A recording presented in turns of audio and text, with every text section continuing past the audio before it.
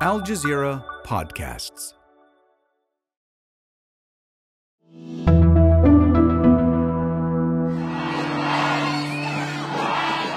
Today, the massive protests that brought Israel to a halt.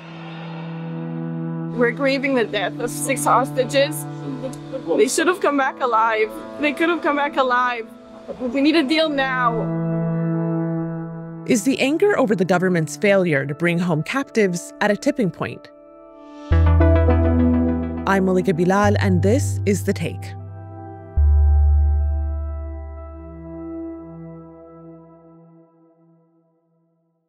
It's definitely a tipping point inside Israel with big parts of the Israeli society, not all of them, but the center-left kind of liberal society saying enough is enough.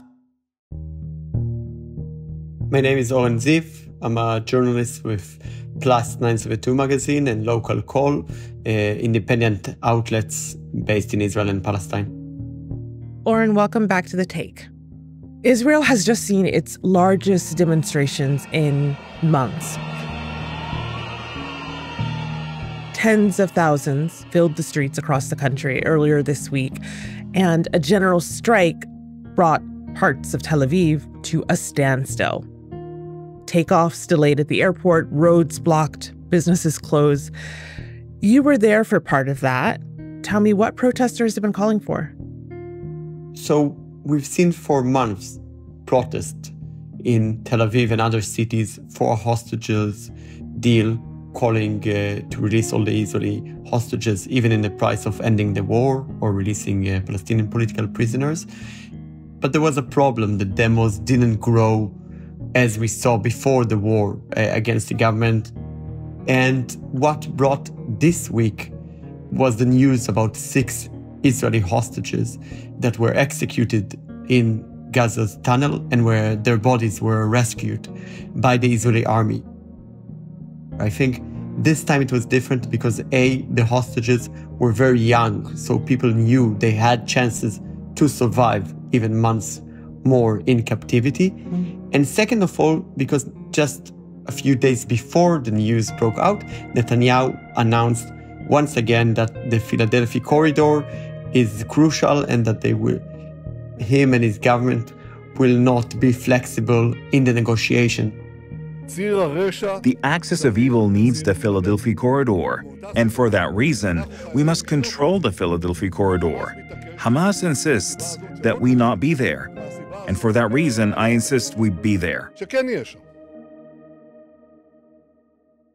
And this comes after many times that the public feels that Netanyahu is prolonging the war in order to survive politically. Netanyahu doesn't want a deal. Every time a deal comes to the table, Netanyahu gives more excuses or more conditions. And I think this week was crucial because many people could relate to the hostages that died. The Israeli military has named them as Israelis Alexander Locke, Almog Sarusi, Eden Yerushalmi, Ori Danino, Carmel Gat, and Hirsch Goldberg Polin, who was an American citizen. He had appeared in a Hamas. They were well known. There's Hirsch Goldberg. Hirsch was a football fan. Many young people knew him. Also, other hostages like Carmel Gat, her cousin, Gil Dickman, was leading the protests in Tel Aviv. So those hostages were related to the public that is protesting in the street. And in general, I think the sentiment among the general Israeli public, at least the center-left public, was enough of enough. Netanyahu has to put an end to it and to agree to a deal, even with the price of ending completely the war. So it's important to say the protests in Israel before this week and also after are not the classical protests we see around the world to end the war and for ceasefire. You had a small group of radical left-wing activists and of course Palestinians from inside Israel protesting to end the war from the beginning, and they faced a lot of police repression. This time, people are calling to end the war, but from an internal Israeli perspective, they say that if the price to release the hostages is to end completely the war, to go to a permanent ceasefire, to withdraw from Gaza, this is a price they're willing to pay. So I think what was clear for many of us around the world from the beginning of the war has become clear to the Israelis. So, Oren, you listed several things there that are behind the demands or behind the fact that we saw so many people go out into the streets, more than we've seen in months. But you're a photojournalist. Take me behind your lens. What did it feel like when you were out in the streets? Describe the scene for me. So every weekend, specifically every Saturday, since the beginning of the war, there's protests in center Tel Aviv, in a big junction near the highway where people gather. But this Sunday, the scene was completely different. The streets were packed. There was no phone signal. You can barely walk. And you felt it's not only activists that we know or family of hostages or the same kind of crowd that comes every week. It was everyone, many young people, youth and students. The streets were packed. And it wasn't around like an organized protest. So it's not just one group called for it. Everybody just went out kind of almost spontaneously. And after the speeches and also the head of the Histadrut, the biggest union in Israel, who called for a strike, after those speeches, people went out to the highway.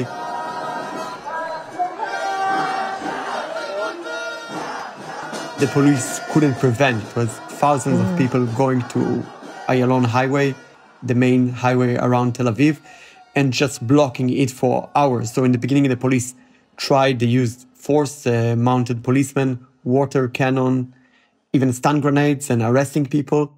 But the flood was too big. People went to the street, stayed on the highway, built barricades, set fires. And this is something that usually mainstream Israelis don't do. It's not like in France or other European countries that it's something that happens daily. This doesn't happen in this kind of scale. And another thing that I noticed, that the phrase Netanyahu is a murderer was everywhere, on signs, on graffiti on the road, in the speeches. So we know this phrase has been used by protesters around the world from day one of the war because of the horrific situation in Gaza and the high number of casualties of civilians killed in Gaza during the war. The mainstream center-left public blames Netanyahu for their death. They say that if he was not rejecting a deal and prolonging the war, these people could have been alive with their families. I think the fact just a few days before, we've seen the Israeli Bedouin hostage rescued alive, gave a lot of hope for Farhan al-Qadi, that Israeli soldier located by chance in tunnels in Gaza, and he was brought back to his family safe and alive and more or less healthy. This gave a lot of hope for Israelis that more hostages can survive. And just days after he was rescued, the devastating news arrived. And I think this was kind of too much for many Israelis. A Hamas spokesman has come out and blamed Israel for the deaths of these captives. But what's interesting is you're saying that at these protests that you saw, Israelis are blaming Netanyahu for the deaths of their family members, the deaths of these captives. Does that feel new? I think we heard it from specific families of hostages, the one that from the beginning said, we have to take direct action, we have to pressure the government, this has to be a political struggle. Because some families had more official line of talking to the government, trying to be polite and apolitical. But as time is passing, the slogan, time is running out for the hostages, is becoming real. And this is why we saw so many people in the streets of Tel Aviv, Jerusalem, and other cities, and also people that it was their first time going out to protest since the beginning of the war. It's important to say that for many mainstream Israelis, it's hard to protest during a war. This is why we've seen the anti-government movement shrinking, because for many Israelis, even if they oppose Netanyahu during war, they think you should be silent and support your state. And now this has changed. So the protesters are not saying, they're not accepting the Hamas claim that they were killed by Israel fire. And from what information I got, they were shot in the head when army forces were getting near the place they were held. But on the other hand, people are saying this is Netanyahu's responsibility because he could have saved them. The deal should have been signed a long time ago, and these people for sure, like many others, could have been saved. This government only cares about herself and doesn't care about the hostages and their family and the people of Israel that wants everybody to be back and return to some normality in our life. I think the fact that even the army said that they were alive a few hours before the army came and found the bodies made it much more real for people to understand that they were alive just a moment before. It's not like other hostages that their bodies were rescued months after they have been killed. I think it also, the debate between the center, mainstream left, and the right became much more public. So extreme right-wing figures, but also members of the government say, they say it in nicer words, but basically they say we will have to sacrifice the hostages in order to achieve bigger goals, winning the war, overcoming Hamas, controlling the Gaza Strip, some of them talking about establishing settlements. And they say it's very sad for the hostages' family, but we cannot sacrifice the whole country for these hostages. So for them, they're willing to sacrifice the hostages in order to continue this war. Oren, the anger and the grief that you're describing at these protests has been there ever since October 7th, but it seems like it heightened this weekend. It heightened on Sunday by the announcement that the Israeli military had recovered these bodies, the bodies of 6 captives from a tunnel in Gaza. I know that you were at a funeral for one of those captives, which I imagine must have been pretty heavy. Can you describe what it was like? Yes, so on Sunday, just before the mass protest, I was in a city near Tel Aviv, Ra'anana, on the funeral of Almog Sarusi. And thousands of people came to take part in the funeral.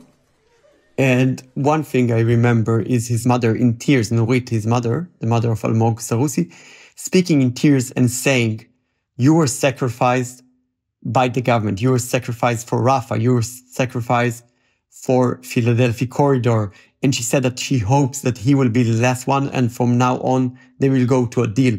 And this was a very strong moment because it also connects to the demo, showing this anger and blaming Netanyahu is not just by the protesters. This is a mainstream Israeli family. That wasn't from the activist family that were blocking roads every week. And even in the funeral, it was important for them to mention it. I think many of the protesters, or at least part of them, went to the funerals and then later went to the protest. This was not just grieving, this was also a protest for the hostages that are still alive. After the break, do the protests represent a change in Israeli society?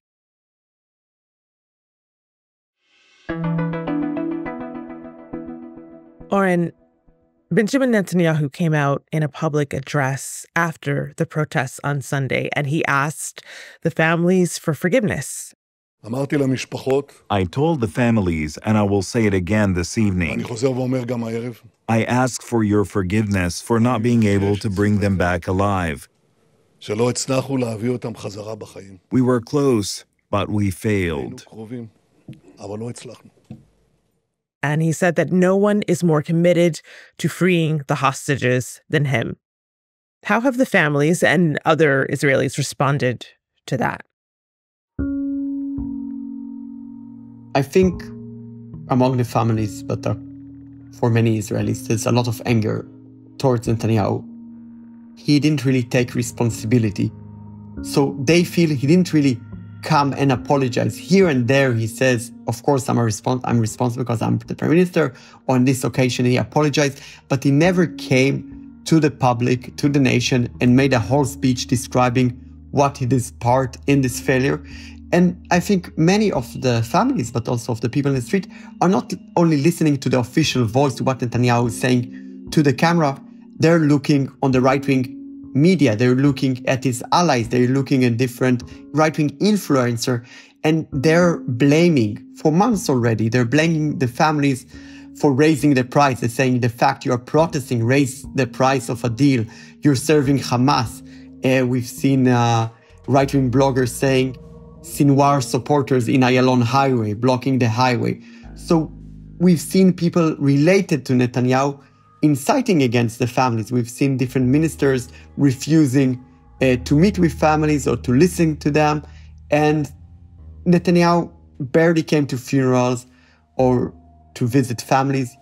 He usually meets families that are right-wing or settlers who support him. But in general, there's a huge anger because Netanyahu doesn't take responsibility. And more important, in the eyes of many Israelis, he's continued with his tactic of prolonging the war and sacrificing the hostages, but maybe all the Israeli society. Well, Oren, finally, I wonder how these protests reflect the state of Israeli society, because you've mentioned that there are segments of people, some who are more with the protesters, and that number might have grown, but others who may not be. So how reflective are they? The protests represent big parts of the society. We've seen on Sunday tens of thousands, even some people say over 100,000 people, like the biggest protest in recent years. This is the more liberal, secular, center-left, mainstream Zionist public. And these are people who are saying that, if we neglect the hostages, Israel will change for the next years, because a country that doesn't fight for its own citizens to save them, it's not worth to live in it. So they represent big parts of the society. They have massive support. But because Netanyahu still has a majority in the parliament, in the Knesset, he has 64 seats out of 120, it doesn't seem that anyone wants to resign.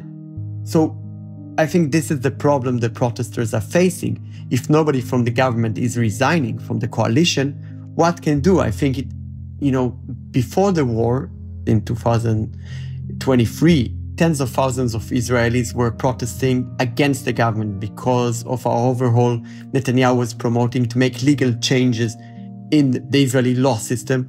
People, at least the mainstream Israelis, said, okay, Israel is a democracy, it's in danger, it's in risk. I don't think Israel is a democracy, but I'm talking from the perspective of the protesters, and we should save it and we can affect the government by civil protest. I think now we're facing something else. Netanyahu was elected 2 years ago, but now if there's election today, he doesn't have any majority. And regardless of the situation of the hostages, many people, I guess in other countries, he would be forced to resign just because of the military and intelligence and security failure of October 7. And he's not willing to do it.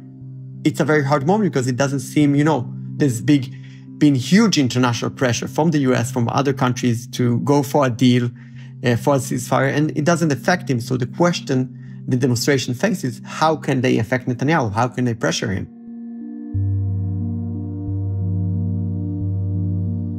And that's The Take. This episode was produced by Chloe K. Lee, Khaled Soltan, and Ashish Malhotra. Duha Mosaad, Shraddha Joshi, Hagir Saleh, Phillip Lanos, Hisham Abu Salah, and me, Malika Bilal. It was edited by Noor Wazwaz. Our sound designer is Alex Roldan. Alexandra Locke is The Take's executive producer, and Ney Alvarez is Al Jazeera's head of audio.